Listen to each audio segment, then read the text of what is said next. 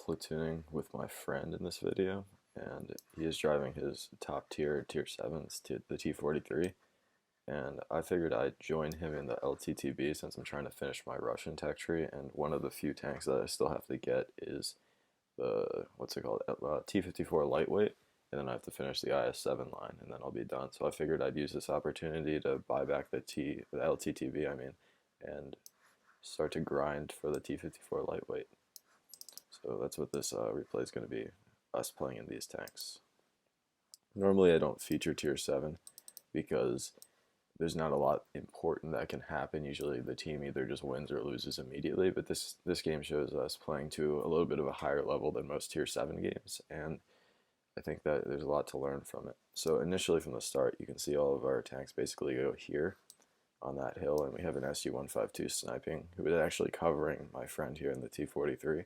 So this M41 Bulldog can't push in, even though he is anyway. I came up the side of this hill here to get this position early.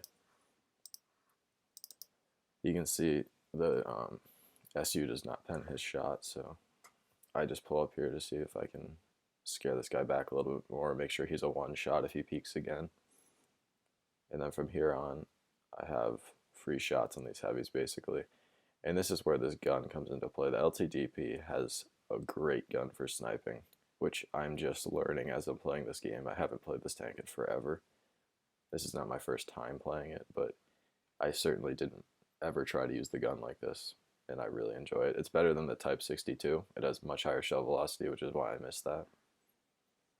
Type 62 overall is a better tank in my opinion, but the difference is the gun's shell velocity and accuracy on this tank, plus the complicated armor profile on the Lttb makes it bounce some shots that it shouldn't. The Type 62 doesn't really have that.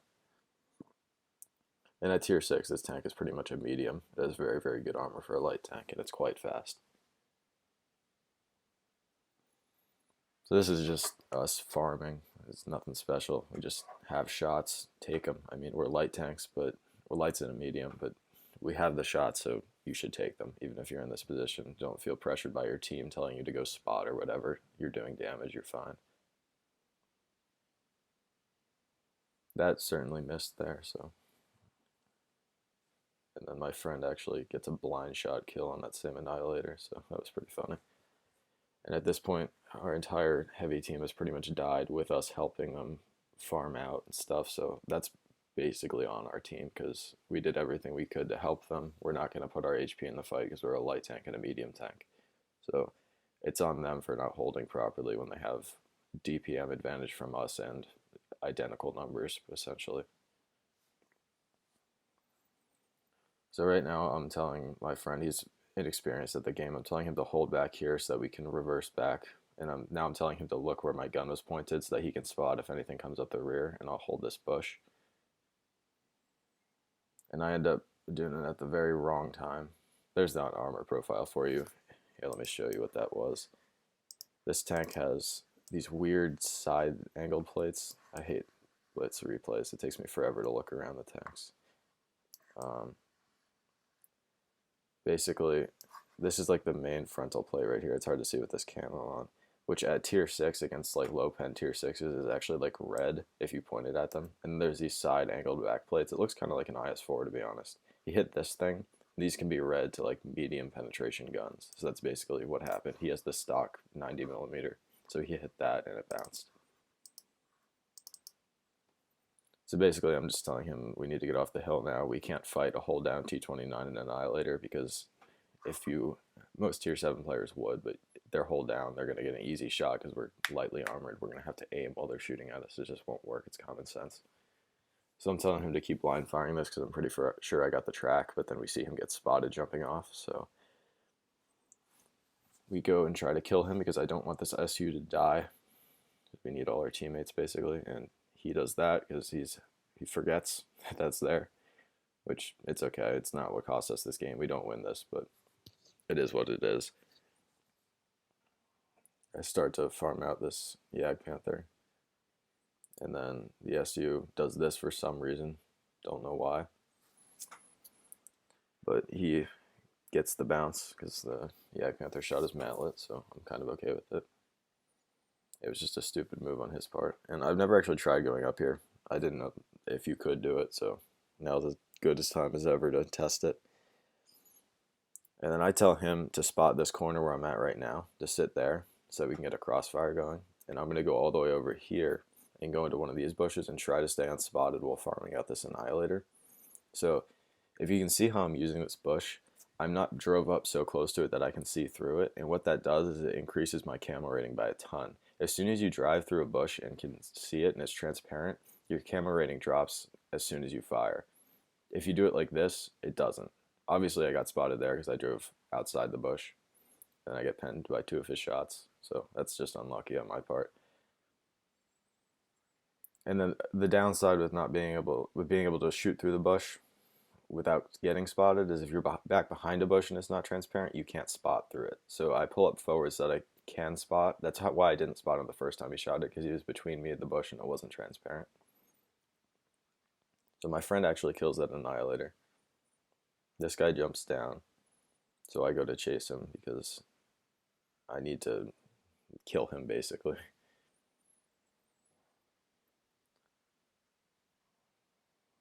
So I'm pushing up to the house just so I have a little bit of cover between me and him.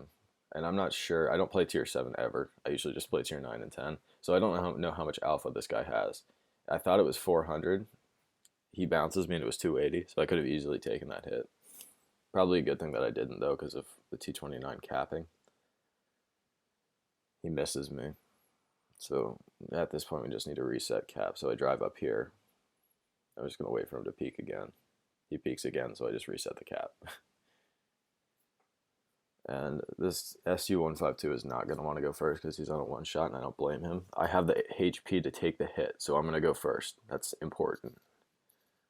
Unfortunately, I hit the upper front plate instead of the side. And now, if the SU-152 were to drive forward, pen his shot, which is not hard because he has 135 millimeters of pen, we could have won this, but he didn't even shoot. So, yeah, like he would be on 600 HP right now.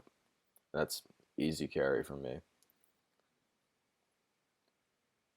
But no. Basically what I try to do here is I'm just going to try to bleed him down as much as I can. I'm actually out of AP rounds. I didn't realize that at the time. I bounced that. Yeah, and then he speed boosts at me. I was going to try to bleed him out as much as possible so my friend could finish him off. But that's not going to happen.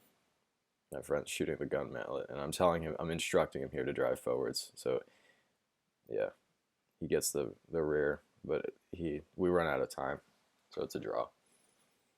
I get a mastery for that, 4,000 damage, and a tier 7 should definitely be a mastery, in my opinion. And there's the team score. So we basically carried and still didn't even get the win. But that's that for that replay. For this next section, this outro section, basically, I just want to talk about how blatantly broken the Type 62 is as a tier 7 light tank. And this really came to light after I started playing the Lttb for the first time. And I actually sold it after basically just getting it fully upgraded, because that was before I had finished the Russian tech tree, basically. I didn't have any of these tank destroyers, and I already had this T62 and the Object 140, so there was no reason for me to get the 54 lightweight. The only reason I'm back now is because I want to research these 3 last tanks. And I was just playing it for fun because it looked like a fun tank to play, which it is. It's a very good tank. But I also had the Type 62 in my garage, which basically made the Lttb just useless because the only advantage it has is these little side armor plates that sometimes get you a lucky bounce, which is nothing you should ever rely on in a light tank. And if you look at the view range, which is an important light tank stat, you get 289.2, which by no means is bad for a tier 7 light tank. I believe it's higher than the M41 Bulldog, which is the other tank that I would consider to be a comparable tier 7 light tank. The DPM is low. It's 2289. The Type 62 has the same alpha, and it has 2500. Granted, my crew is not 100%, but it's 99%. It's not going to jump up over 300 alpha in 1% of crew. So basically, the Type 62 has higher DPM. I have this thing fully unequipped, basically, but I'm not going to equip it, so you won't get a direct comparison there. The gun is better fully unequipped, except for the penetration, I believe. I'll check that next. But the view range, not bad, right? But then you go to the Type 62, the view range is 302 meters. You go to the Tier 10 light tank, the Bat Chat, the view range is 302 meters. It literally has a Tier 10 light tank's view range. The Lttb does not have that. Its camo also, like, while stationary, is very good. That's with camo net. Let me check without camo net. Don't run camo nets on your light tanks. It's still good. 47 and 47 and 12. When firing, you can just assume your spot is. That's kind of not as important. Bat Chat, 49, 49, 10. I don't have my my crew skills maxed, so this is not. If you have max crew skills, your camo is going to be higher. The Bat Chat only beats it by 2 points. So it basically is just as sneaky as a Bat Chat, except at Tier 7, when tanks have lower view ranges by far, so it'll make it exponentially better because the tanks that it has to face don't have the view range like the tanks at Tier 10 do to catch the Bat Chat off guard. So while being sneaky, this thing is insane. You can get not spotted from like 200 meters while firing. This thing is very sneaky. And then the heat rounds, 238 to 263 penetration. That's like godlike for a Tier 7 light tank. Like that is 250 millimeters of penetration on a heat round. 145 for the AP is not great, but if you look at, like, let's see, M41 Bulldog, right? This is like, I'm not counting the French AMX 1375 or the T71, even though I love them both. I kind of prefer the T71 because they're autoloaders. They're just different. The 76 millimeter gun, the top one here, not the autoloader, because I would put it in the same category, and it's just worse as both the AMX and the T71 as an autoloader. Use this gun if you play this tank. Where's the penetration? 155 and 200. It has 50 millimeters less, and I don't even run calibrated, and it's just not as good. This thing's view range is also 250 plus the 10% from the optics gives it 275. So 275 view range. Let's look at the camo. Where is it? Terrain. Yeah, concealment, 25, 25. That's actually really bad. I didn't realize that. So, as a light tank, I don't know about this one. I really enjoyed it as a light tank, to be honest. It also has 10 degrees of gun depression, which neither of the other two that I'm talking about have. What does this thing have? 7. 7 is not even bad. 7 is actually really good. It's much better than the Lttb as well. Lttb gets, like, at most 6. It gets 5, which is really, really bad. I struggle with it. I don't usually struggle with gun depression, but there's positions where this thing makes me struggle. Like I'm used to playing Russian mediums at 6 degrees. I can easily make work. 5 degrees though, it catches me off guard because it's 1 degree lower than what I think of when I come to a low gun depression tank. So I'm not used to being able to take positions in it. 6 degrees, I can make work, like I said.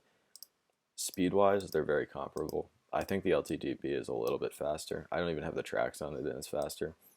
But that's just nullified by the fact that this thing's so much better in view range and camo and penetration. Let's see what happens if you run calibrated on it. You get almost 300 millimeters, like 275 millimeters of penetration on heat. Let's see like what that's comparable to. 275. I run calibrated on the Progetto. Let me look so I can get an exact number. It is more penetration than the standard rounds on a Progetto 65 with its heat. I know the 50B is great pen. Let's see. 270. It is 5 millimeters more than standard rounds on a 50B with heat.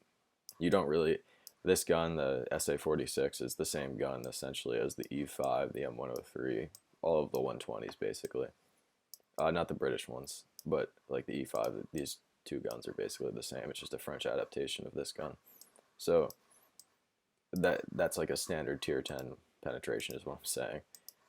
I run calibrated on this. I get 273, which is still less than the heat pen of the Type 62. These are tier 10s I'm talking about. Like, that's just crazy. That's why I don't run calibrated on it because, well, that's a great number to have. It's just completely unnecessary at tier 7. I'd rather have the under 5-second reload.